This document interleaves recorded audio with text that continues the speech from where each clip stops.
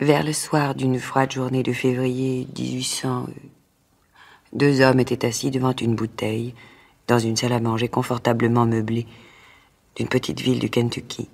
L'un d'eux, épais et court, avait des traits grossiers et communs, un air prétentieux, insolent, une mise exagérée. Son compagnon, M. Shelby, avait au contraire toute l'apparence d'un gentleman. La scène se passe chez ce dernier. Et voilà comment j'entends arranger l'affaire, Haley. Impossible, Monsieur Shelby, dans ces conditions, je ne marche pas. Mais voyons, Haley, Tom est un sujet rare, un homme rangé, honnête, capable, qui fait marcher ma ferme comme une horloge. Honnête, un nègre honnête, vous me faites rire, Monsieur Shelby. Mais parfaitement, réellement honnête, sensible et pieux. Et je crois sa religion vraie. Depuis 4 ans, je lui ai confié tout ce que j'ai. Argent, maison, chevaux. Je l'ai laissé aller et venir dans le pays, je l'ai toujours trouvé exact et fidèle. Et ça, je veux bien le croire, la religion est en effet une bonne chose pour un nègre. Dans un des derniers lots que j'ai eu à la Nouvelle-Orléans, je suis tombé sur un individu, c'était un plaisir de l'entendre prier. Je l'avais acheté bon marché d'un homme qui était obligé de vendre, eh bien, je l'ai revendu avec $600 de bénéfice. Et tenez, dernièrement, j'ai envoyé Tom à Cincinnati, seul, pour faire mes affaires et me rapporter $500. 500? Il n'a pas essayé de s'enfuir? Il est revenu avec les $500. Voyez-vous, Haley, je serais très fâché de me séparer de Tom. Croyez bien que si mes affaires n'étaient pas dans un tel état, je ne le vendrais pas. Et sommes-nous d'accord? Si vous avez un peu de conscience... Monsieur Shelby, j'ai autant de conscience qu'un homme d'affaires puisse en avoir pour jurer dessus.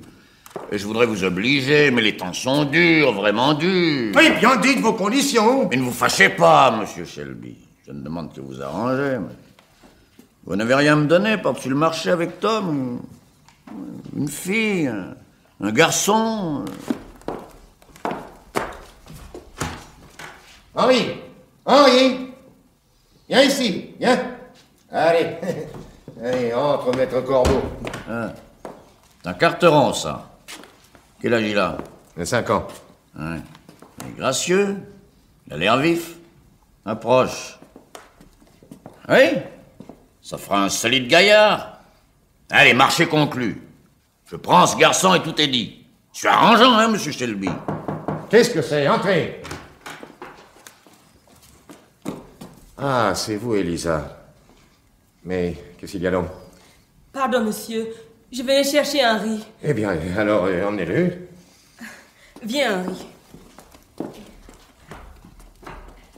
Au nom de Dieu. Voilà un bel article. C'est la mère du petit? Oui. À la Nouvelle-Orléans, vous pourriez faire fortune avec cette fille. J'ai vu payer des sommes folles pour des filles bien moins belles que celle-là. J'ai pas l'intention de faire fortune avec elle. Vous disiez donc, marché conclu. À votre santé. À la vôtre. C'est excellent. Monsieur Shelby, combien la fille?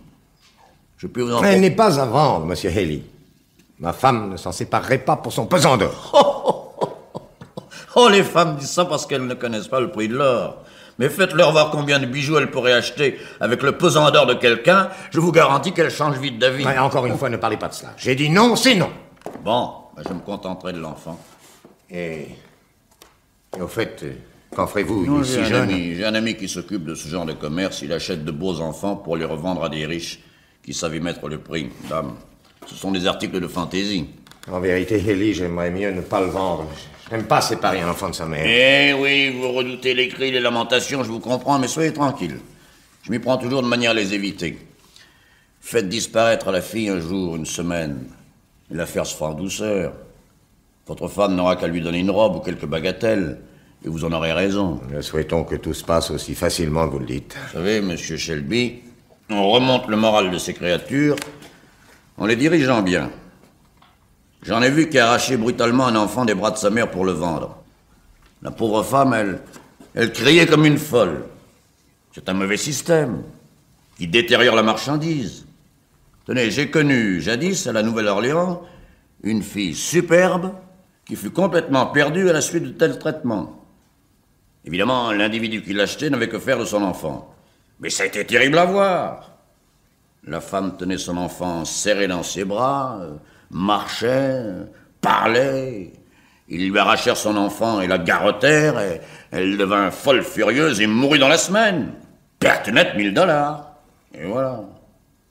Faut toujours mieux être humain, monsieur Shelby. Je le sais par expérience. Et sans vouloir me vanter, si je passe pour avoir les plus beaux troupeaux de nègres qu'on ait amenés ici, en bon état, gras, bien portant, avec un minimum de pertes, eh bien, je le dois à ma manière d'agir. À mon humanité, mais oui, monsieur. En vérité.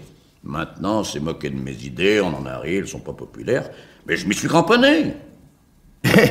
Grâce à elles, j'ai réalisé. Oui, monsieur, ouais. Elles ont bien payé leur passage, allez, je peux le dire.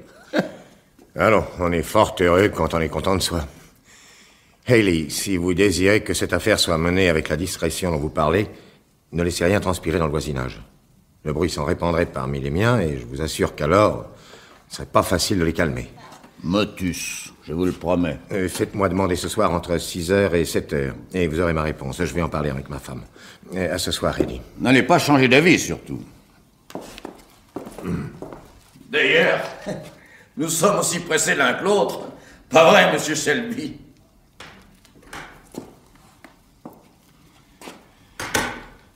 La crapule. Il connaît ses avantages. Ah, les dettes, les dettes. Tom. Et l'enfant d'Elisa. Je vais avoir maille à partir avec ma femme à leur sujet. Et avec Jim.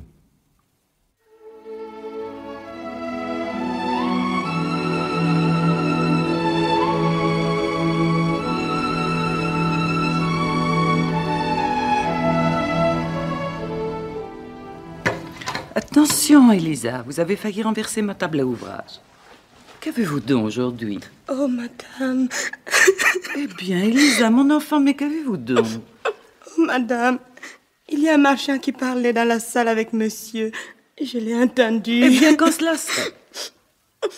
Ah, madame, croyez-vous que monsieur voudrait vendre mon Henri? Non, sotte. Vous savez bien que votre maître n'a pas l'habitude de vendre ses esclaves tant qu'ils se conduisent bien. Et puis, qui voudrait donc acheter votre Henri? Et pourquoi faire? Alors, sèche tes larmes. Accroche ma robe et coiffe-moi. Et n'écoute plus jamais aux portes. Non, madame. Mais vous ne consentiriez pas à ce que... Mais tu es folle! Bien sûr que non, je ne consentirai pas. En vérité, Elisa, vous devenez bien orgueilleuse de ce petit bonhomme. Personne ne peut plus mettre le nez dans la maison que vous ne pensiez que c'est pour l'acheter. Oui, madame. Merci, madame. C'est vrai, je suis une sotte. Que madame me pardonne. Madame me comprendra, n'est-ce pas, si on lui enlevait son fils. Tais-toi. Et coiffe-moi. Oui, madame. Je vous fais ces belles tresses par derrière, comme l'autre jour.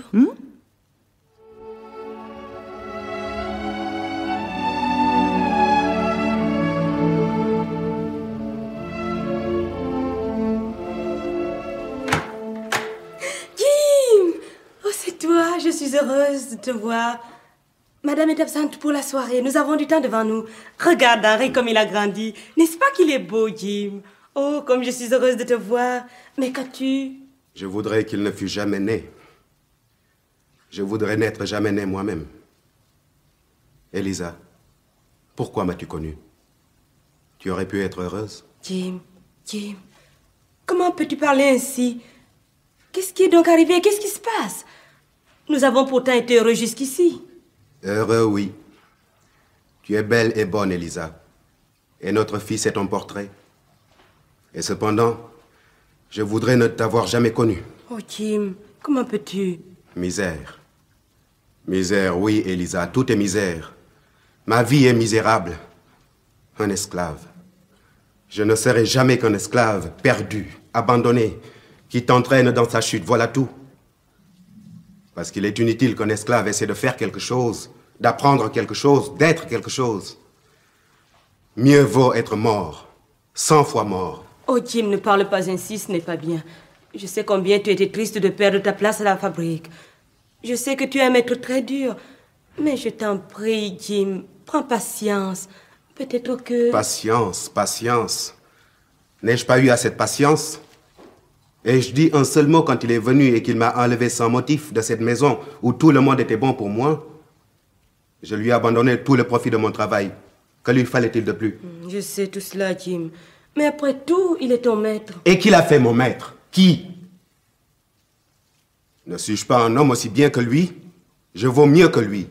Je connais le travail mieux que lui et les affaires mieux que lui. Je lis mieux, j'écris mieux, et j'ai tout appris de moi-même, malgré lui. Et maintenant, quel droit a-t-il de faire de moi une bête de somme? De m'arracher à un travail que je fais bien, pour me faire faire une besogne de brute? Mais je sais ce qu'il veut. Il veut m'abattre, m'humilier. C'est pour cela qu'il m'emploie aux besognes les plus basses. Oh, Jim, tu m'effraies. Je ne t'ai jamais entendu parler ainsi. J'ai peur que tu ne fasses quelque chose de terrible. Prends garde, Jim. Prends garde pour l'amour de moi et pour notre Henri. J'ai été prudent et patient. Mais de jour en jour, le mal empire. Je ne peux plus en supporter davantage. Mon Dieu, qu'allons-nous devenir? Pas plus tard qu'hier, j'étais occupé à charger des pierres sur une charrette. Le jeune maître, M. Tom, était là, faisant claquer son fouet si près du cheval qu'il effrayait la pauvre bête. Aussi poliment que je pus, je le priai de cesser. Il n'en fit rien. Je renouvelai ma demande. Il se tourna vers moi et se mit à me frapper moi-même. Je lui saisis la main. Il poussa des cris, me donna des coups de pied et courut à son père, auquel il dit que je le battais. Celui-ci hurla qu'il allait m'apprendre à connaître mon maître. Il m'attacha à un arbre, coupa des baguettes et dit au jeune monsieur qu'il pouvait me frapper, jusqu'à ce qu'il fût fatigué. Et il le fit. Oh, Jim. Et qui a fait cet homme, mon maître? Voilà ce que je veux savoir. Mais j'ai toujours cru que je devais obéir à mon maître et à ma maîtresse pour être chrétienne. Peut-être as-tu raison en ce qui te concerne. Monsieur et Madame Shelby t'ont élevé comme leur enfant, nourri, habillé, bien traité, instruite. Cela leur donne des droits. Mais moi, coup de pied, coup de poing, insulte, fouet, voilà ce que je leur dois. Oh, et puis tu ne sais pas tout, Elisa. Quoi? Parle, Jim. Dernièrement, le maître a dit qu'il avait eu grand tort de me laisser marier hors de sa maison. Il dit que c'est toi qui me donnes des idées d'orgueil, qu'il ne me laissera plus venir ici, mais que je prendrai une femme et m'établirai chez lui. Et hier, il m'a dit que j'aurais à prendre Mina dans ma cabane, ou qu'il me vendrait de l'autre côté de la rivière. Comment cela serait-il possible? Nous avons été mariés par un ministre, comme si tu avais été un blanc. Ne sais-tu pas qu'une esclave ne peut pas être mariée? Je ne pourrai pas te garder comme femme s'il veut que nous nous séparions. Voilà pourquoi je voudrais ne t'avoir jamais vu. Voilà pourquoi je voudrais n'être jamais né. Ça vaudrait mieux pour nous deux et pour ce pauvre enfant. Notre maître à nous est si bon. Oui. Mais qui sait ce qui peut arriver? Il peut mourir et l'enfant vendu à on ne sait qui. Mon Dieu, crois-tu? Elisa, il faut que tu aies du courage, Elisa. Je m'en vais. Tu t'en vas? Et où vas-tu, Jim? Loin. Très loin. Au Canada. Quand je serai là-bas, je te racheterai. C'est le dernier espoir qui nous reste. Tu as un bon maître, il ne refusera pas de te vendre, toi et l'enfant. Et si tu es pris, Jim? Je ne serai pas pris, Elisa. Je mourrai avant. Je serai libre ou mort. Jim, pour l'amour de Dieu, sois prudent. Ne fais rien de mal. Ne porte les mains ni sur toi, ni sur autrui. Tu es tenté, je le sens. Mais je t'en prie, résiste. Oui, oui, Elisa. Prie pour moi, Elisa. Peut-être le bon Dieu t'écoutera-t-il, toi. Adieu. Adieu.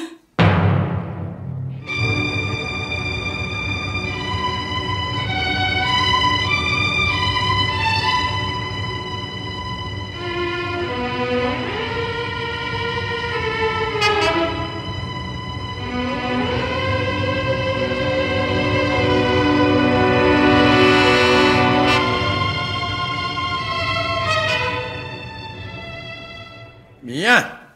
Il n'y a plus qu'à signer. Tenez, Voilà qui est fait. c'est fait, oui. Oui, c'est fait. Vous n'en paraissez pas bien ravi, monsieur Shelby. Haley, j'espère que vous vous souviendrez que vous m'avez promis sur l'honneur de ne pas vendre Tom sans savoir en quelle main il ira. N'est-ce pas ce que vous avez fait vous-même, monsieur Shelby? Vous savez quelle nécessité m'y a contraint. Évidemment, la même nécessité pourrait également me contraindre, mais je vous promets de faire de mon mieux pour donner une bonne place à Tom. Quant à le maltraiter moi-même, vous n'avez rien à craindre de ce côté-là, je ne suis pas cruel. Je sais, Haley. Cependant... Vous voyez, monsieur Shelby, vous voici libéré de vos dettes. Je déchire ceci. Affaire terminée. Stop là, monsieur Shelby. À demain. À demain.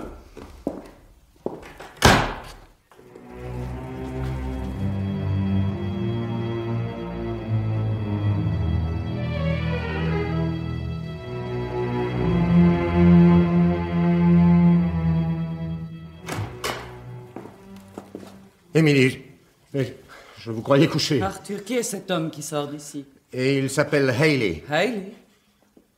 Que faisait-il ici à cette heure? C'est un homme avec qui j'ai quelques affaires. C'est un marchand d'esclaves. Mais qu'est-ce qui a pu vous mettre ça dans la tête? Dans l'après-midi, Elisa est venue me dire que vous étiez en conférence avec un marchand d'esclaves. Et qu'elle l'avait entendu vous faire des offres pour son enfant. Elle était toute bouleversée. Naturellement, je l'ai traitée de folle et l'ai assuré que vous ne traitiez jamais avec des gens de cette sorte. Que de toute façon, il n'était pas dans vos intentions de vendre aucun de vos esclaves. Et ce pauvre enfant, moins qu'aucun autre. N'est-il pas vrai? Émilie. Vous semblez embarrassée. C'est ainsi que j'ai toujours agi et pensé, mais aujourd'hui, Émilie, mes affaires sont dans un tel état que je ne puis. Il me faut en vendre quelques-uns. Quoi? Vendre ce misérable, vous? C'est impossible, vous ne parlez pas sérieusement. Je le regrette de vous dire que je parle très sérieusement. J'ai consenti à vendre Tom. Tom? Notre Tom? Mais il n'y a pas de meilleure, de plus fidèle créature. Monsieur Shelby, vous lui aviez promis la liberté. Vous et moi, nous lui en avons si souvent parlé. Comment avez-vous pu? Oh, maintenant, je puis croire que vous vendrez aussi le petit Henri. L'unique enfant de la pauvre Elisa. Eh bien, puisqu'il faut que vous sachiez tous, sachez donc que j'ai consenti à vendre ensemble Tom et le petit Henri. Mais je ne vois pas pourquoi on me regarderait comme un monstre, parce que je fais ce que tout le monde fait tous les jours. Mais pourquoi cela, précisément cela? Mais parce qu'ils me rapporteront les plus grosses sommes. Sachez aussi qu'il était prêt à payer une somme énorme pour Elisa. Le misérable. Ah, je n'ai pas voulu l'écouter. Pour vous, à cause de vous. Sachez mon gré. Que voulez-vous, Émilie? Il le fallait. Monsieur Shelby, toute ma vie, je me suis efforcée d'accomplir mon devoir envers ces malheureuses créatures. J'en ai eu soin, je les ai instruites dans la foi chrétienne. Je leur ai appris les devoirs de la famille, de père, d'enfant, de mari et de femme. Et nous leur montrerons maintenant qu'il n'y a plus de lien, de relation, si sacrée qu'elle soit, que nous ne soyons prêts à briser pour de l'argent. C'est une pensée qui m'est insupportable. Comment pourrais-je garder la tête haute au milieu d'eux, si pour un misérable gain nous vendons le meilleur d'entre eux? Et que dirais-je à Elisa, à qui j'ai si souvent parlé de ses devoirs envers son enfant? Que lui dirais-je si vous la lui arrachez pour le vendre, corps et âme, à un homme sans principe? Et cela pour gagner un peu d'argent. Moi qui lui disais qu'une âme vaut plus que toutes les richesses du monde.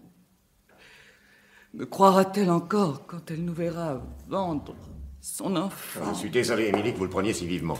En vérité, je respecte vos sentiments, encore que je ne les partage pas tous entièrement. Mais encore une fois, je vous le dis solennellement, c'est le seul moyen de nous sauver.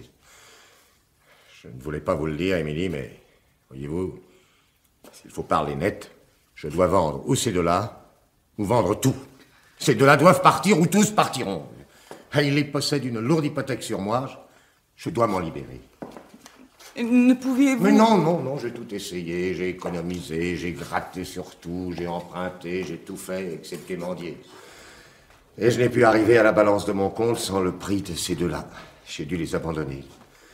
Haley avait un caprice pour l'enfant, il a voulu terminer l'affaire de cette façon-là. J'étais en son pouvoir, j'ai dû obéir. Eussiez-vous mieux aimé de les voir tous vendus? C'est la malédiction de Dieu sur l'esclavage. Malédiction sur le maître, malédiction sur l'esclave. J'étais folle de penser que je pouvais faire quelque chose de bon avec ce mal mortel. C'est un péché que d'avoir des esclaves avec des lois comme les nôtres. Je l'ai toujours pensé. Et j'avais aussi pensé, à force de soins et de bonté, faire au mien l'esclavage plus doux que la liberté. Folle que j'étais. Mais Émilie, vous devenez tout à fait abolitionniste. Mais tout à fait. Je n'ai jamais pensé que l'esclavage fût un droit. Vous différez en cela de beaucoup de gens pieux et même de certains de nos ministres. Si vous faites allusion au dernier sermon de M. Byrd, Sachez que je désire ne plus jamais aller l'entendre. Si les ministres, pas plus que nous-mêmes, ne peuvent empêcher le mal, du moins me paraît-il monstrueux qu'ils le justifient.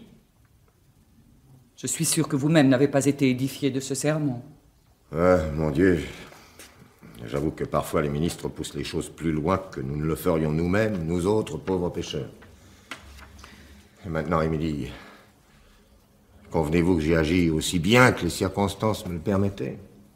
Ne pourrait-on rien faire pour sauver l'enfant d'Elisa? Ah, je suis désolé, Émilie, les billets sont signés, la chose est faite. Oh.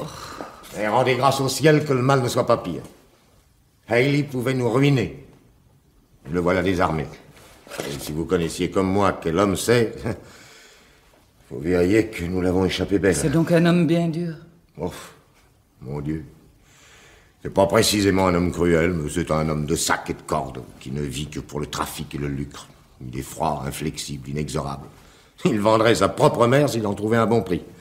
Sans pour autant souhaiter le moindre mal à la pauvre vieille. Et c'est ce misérable qui achète le bon, le fidèle Tom et l'enfant d'Elisa. Le fait est que cela m'est pénible à moi aussi. Il ne faut plus y penser.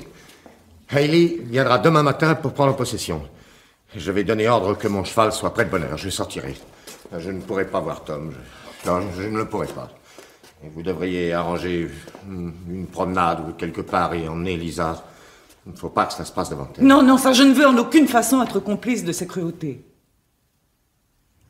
J'irai voir le vieux Tom. Je l'assisterai dans son malheur. Ils verront au moins que leur maîtresse les assiste dans leur malheur. Quant à Elisa, je n'ose pas y penser. Que Dieu nous pardonne.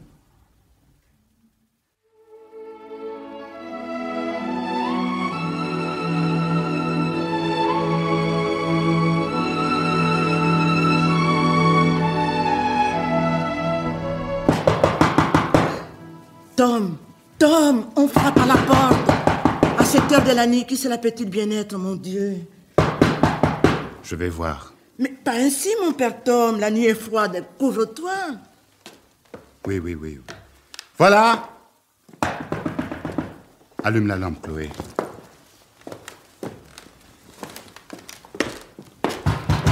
Voilà, j'arrive. Lisa, c'est vous? Avec le petit Henri? Mais qu'est-ce qui se passe? Entrez. Lisa, c'est toi? Es-tu malade, Lisa? Tu fais peur à voir. Mais qu'est-il arrivé? Je m'enfuis, mère Chloé. Tu t'enfuis? Oui, père Tom, je m'enfuis. Et j'emporte mon fils. Monsieur l'a vendu. Vendu? Seigneur. Oui, vendu. J'avais vu ce marchand ce matin. J'étais inquiète. Cette nuit, je me suis glissée dans le cabinet de ma maîtresse. Et j'ai entendu monsieur dire à madame qu'il avait vendu mon petit Henri. Et vous aussi, Tom, vendus tous les deux à un marchand d'esclaves. Hein? Que le bon Dieu ait pitié de nous. Je n'ai pu croire que cela soit vrai. Tom. Mon Tom. L'homme doit venir aujourd'hui même prendre livraison de sa marchandise. Mon Dieu. Mais qu'a-t-il fait pour que le maître l'ait vendu? Il n'a rien fait. Et monsieur n'aurait pas voulu le vendre. Et madame, oh, je l'ai entendu prier, supplier monsieur pour nous. Mais il disait que tout était inutile, qu'il était dans la dette de cet homme, que cet homme avait pouvoir sur lui, et que s'il ne s'acquittait pas maintenant, il serait obligé de tout vendre, l'habitation et les gens, et de partir lui-même. Oui, je l'ai entendu dire qu'il était obligé de vendre ces deux-là, ou de vendre tous les autres.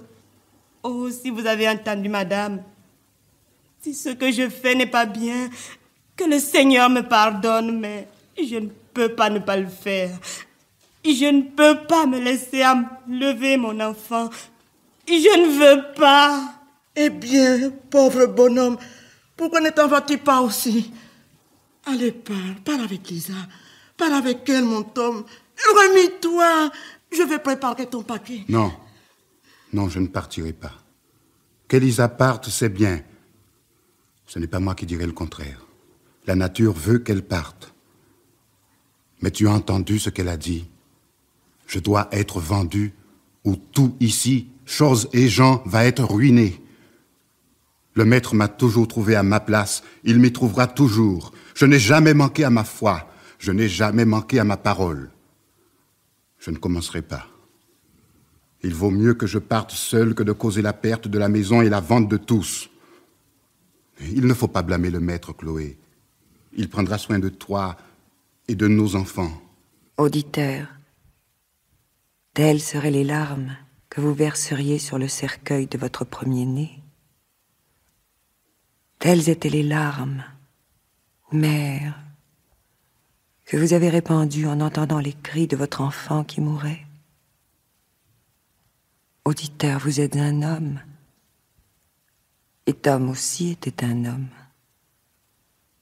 Madame, peut-être portez-vous des robes de soie et des bijoux, mais vous savez bien que dans ces grandes détresses de la vie, dans ces terribles épreuves, nous n'avons pour nous tous qu'une seule et même douleur.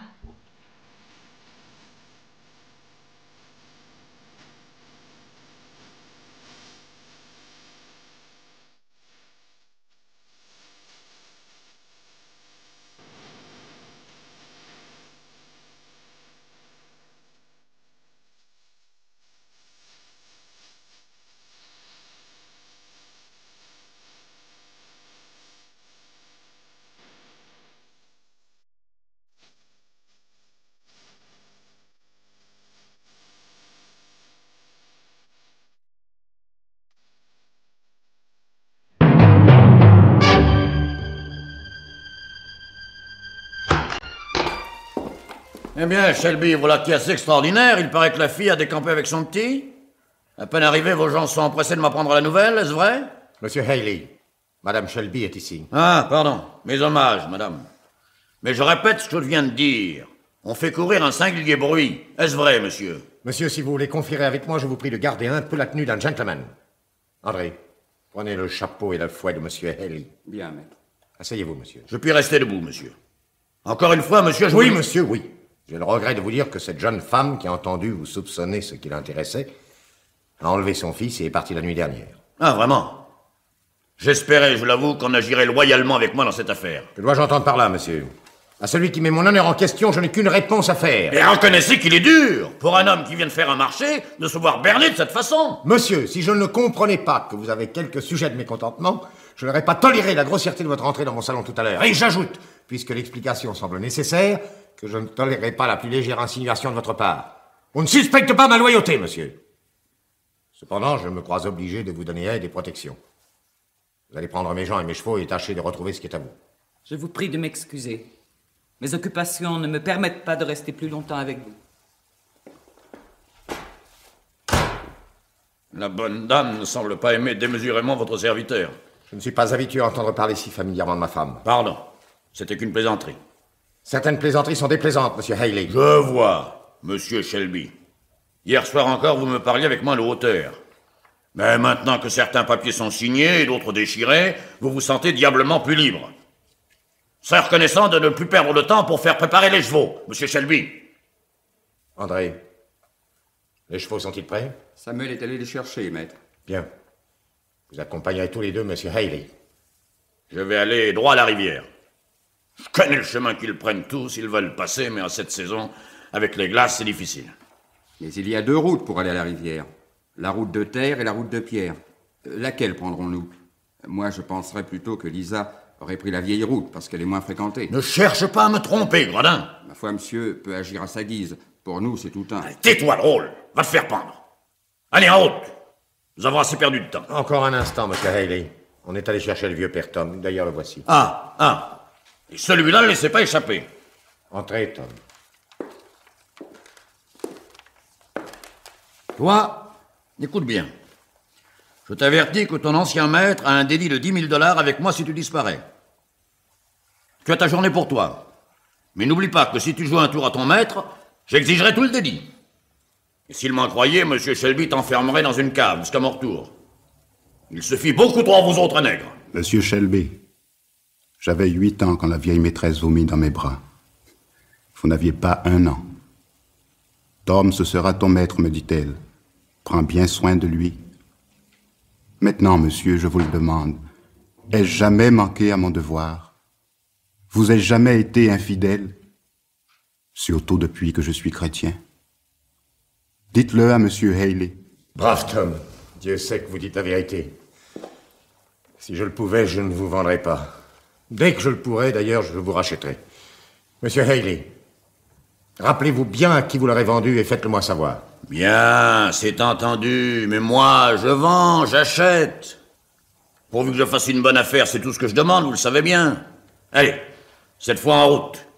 Il s'agit de retrouver l'autre.